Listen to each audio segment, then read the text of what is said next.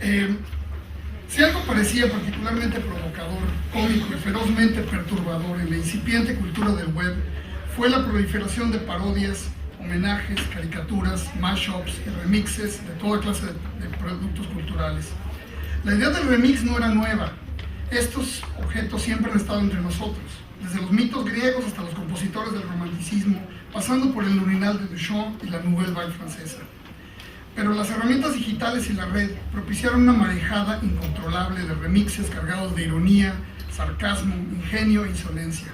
Estábamos ante una nueva forma de hacer cosas que parecía la continuación lógica de aquello que llamábamos posmodernidad allá por los años 80, y que ahora evocaba el dadaísmo, al futurismo, al suprematismo y al punk.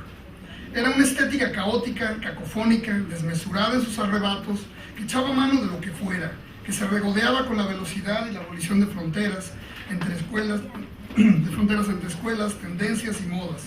Esta corriente de saqueo, plagio y reciclaje presentaba una actitud familiar, de fascinación, desconfianza hacia la alta tecnología, que la hacía inquietante al tiempo en que la vinculaba con el ethos dominante de la ciencia ficción.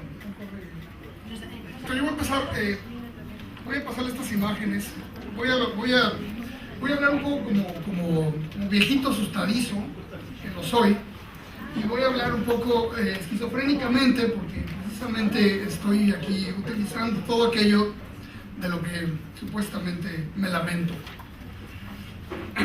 Bueno, entonces sigo, que ya perdí el minuto. El zeitgeist de hoy está determinado por la alta tecnología, la cual, a diferencia de la baja tecnología, no está definida únicamente por su utilidad ni por el servicio que presta al usuario, sino que se aleja de la concepción puramente industrial de la tecnología. Al hablar de alta tecnología queda implícito que hablamos de estilo, de objetos del deseo, de símbolos de estatus, de obsolescencia programada y de una vertiente tecnológica que se presenta como una alternativa de vanguardia. Y utilizo la palabra vanguardia porque es importante. Esto es bueno porque así se entiende. Es que soy ingeniero, ustedes entenderán. Nací para aburrir a la gente. Es importante recordar que las vanguardias históricas representaban, primero que nada, oposición, conflicto, sabotaje y destrucción. En cambio, esta vanguardia tecnológica invierte la ecuación al empujar, extrapolar y extender los límites de la creatividad improductiva, como escribe Seth Franklin. El término vanguardia, de origen militar, pasó a referirse a la punta de la lanza, a la cresta de la ola creativa, a nuevas y originales transgresiones que rompían tabús y exploraban la condición humana de formas inesperadas y sin precedente. La vanguardia artística adquiere en los años 60 una gran vitalidad en el arte pop y la contracultura, una auténtica revolución, no solo estética, sino en todos los dominios, un Big Bang creativo, rebelde, que llevó la modernidad a las masas y se convirtió en un punto referencial de la disidencia intelectual que sigue vigente casi medio siglo más tarde. Y es precisamente en ese tiempo en que un grupo de científicos y estudiantes, bajo la influencia del espíritu pop y las drogas, en particular el ácido, como propone John Markoff, inventan la computación personal y la cultura hacker. Tim Berners-Lee recuperó este entusiasmo en el diseño del web, al hacerla un entorno abierto y flexible, de manera en que todas las páginas tenían la misma jerarquía, no había páginas privilegiadas y todas eran accesibles a todo el mundo. Además de que podían ser concebidas, creadas y publicadas con total libertad. Esto dictó la forma en que nos relacionaríamos con un medio que nacía infectado de anticomercialismo y embebido de una retórica libertaria que podíamos resumir en dos viejos lemas cyberpunks, dos viejos lemas fundadores. La información quiere ser libre y la calle tiene sus propios usos para la tecnología. Pero este medio utópico, democrático, popular e igualitario habría de contender con consecuencias imprevisibles.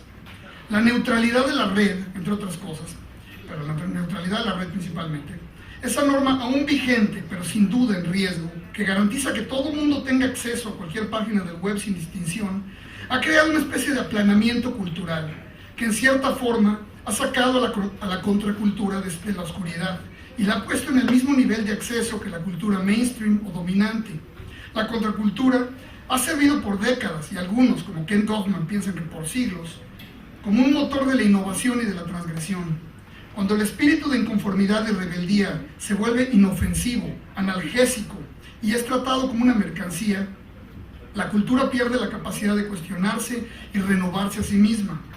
Este desplazamiento del underground se ha traducido en un malestar dentro de la cultura pop, cuyo síntoma más evidente es la ausencia, y aquí me voy a arriesgar a algo grande, la ausencia de un género, corriente o estilo propio e identificable que sea representativo de la última década del siglo XX o, peor aún, de la primera del siglo XXI.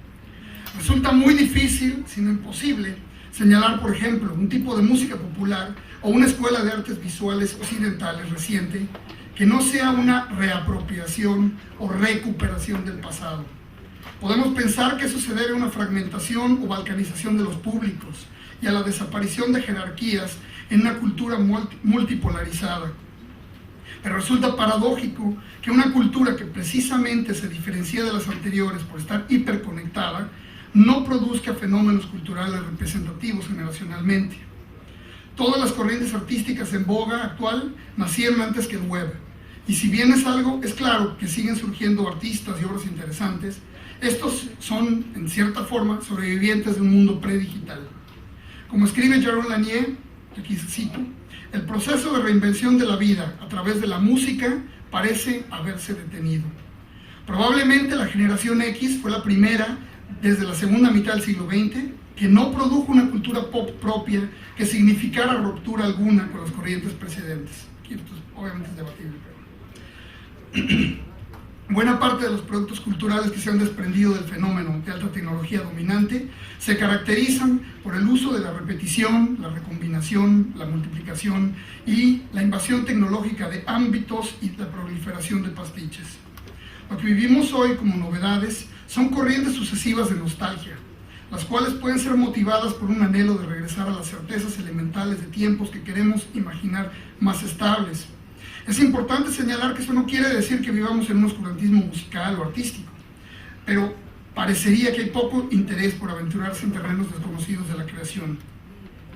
No obstante, antes de entregarnos al alarmismo y a la desesperación, tenemos que considerar que si algo destaca en el panorama cultural contemporáneo es el videojuego, el cual, y no estoy de acuerdo con el compañero uruguayo, el cual se ha venido a convertir en una colección de aventuras épicas, multimedia e interactivas que evocan auténticas óperas demenciales y envolventes, las cuales a su vez han engendrado nuevas formas de aprender el mundo, así como han dado a luz a intrincadas microeconomías, cultos y nuevos géneros narrativos, como aquel que cultivan los video game commentators.